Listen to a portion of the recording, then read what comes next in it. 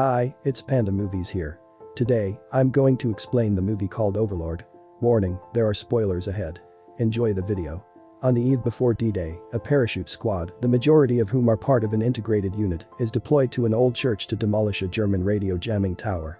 Their plane is shot down and crashes, killing the majority of the squad, including squad leader Sergeant Rensin, as a result of Nazi soldiers or landmines. There are 4 survivors.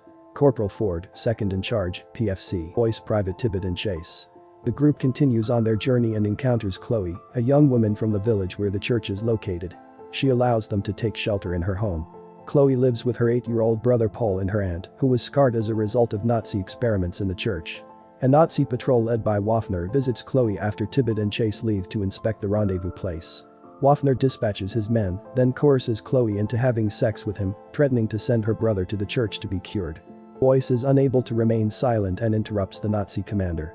Wafner is restrained by Ford, who is forced to follow suit. Boyce observes Nazis burning disfigured village inhabitants while attempting to reach the rendezvous site to hunt for Tibbet and Chase. He is pursued by a dog and is forced to take refuge in a truck transporting bodies into the church. Boyce discovers an underground base that houses not only a radio operating room, but also a laboratory where the Germans conduct various experiments on the villagers, including a mystery serum and a vast pit filled with black tar, after snatching his way out of the vehicle. Boyce steals a syringe carrying the serum and saves Rosenfeld, a fellow paratrooper who was caught alive. They make their way out of the base's sewers. Tibbet and Chase had already returned when Boyce and Rosenfeld came to Chloe's residence. Even when Ford tortures Wafner, he refuses to explain what the serum does. Wafner tries to flee and fatally shoots Chase as the team prepares to attack the chapel. Boyce injects Chase with a syringe after seeing a dead man apparently resurrected by the serum in the lab. Chase is brought back to life, but he quickly mutates and becomes vicious. A brawl erupts, with Boyce eventually bludgeoning Chase to death. A shootout ensues when a patrol responding to the carnage arrives, with the patrol slain and Ford blowing half of Wafner's face off. Wafner takes Paul as a prisoner and escapes to the lab, where he injects himself with 2 doses of the serum. Boyce recommends entering the facility and destroying the tower from within, eliminating the laboratory as well. The other privates back him up, and Ford agrees unwillingly. As a distraction, Rosenfeld and Tibbet conduct a frontal assault, while Ford, Boyce, and Chloe use the sewers to enter the base. Chloe locates Paul, returns him to the community, and kills a mutant test subject who has cornered her. She returns to the village, where the base's defenders are pursuing Tibbet and Rosenfeld. While protecting Paul from gunfire, Tibbet is shot. Chloe dispatches the remaining Germans while tending to Tibbet's injuries.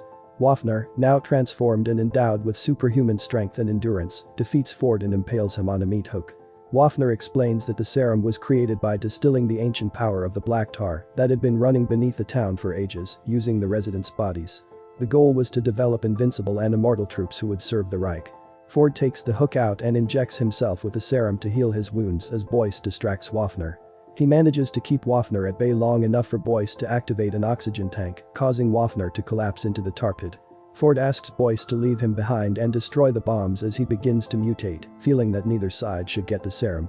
Boyce obeys and just avoids being killed when the church and jamming tower collapse behind him, killing Ford, Wafner, and the test participants.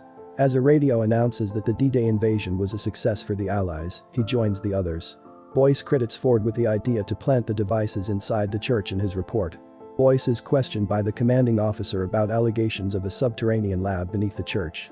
Boyce, like Ford, believes there is nothing worth digging up.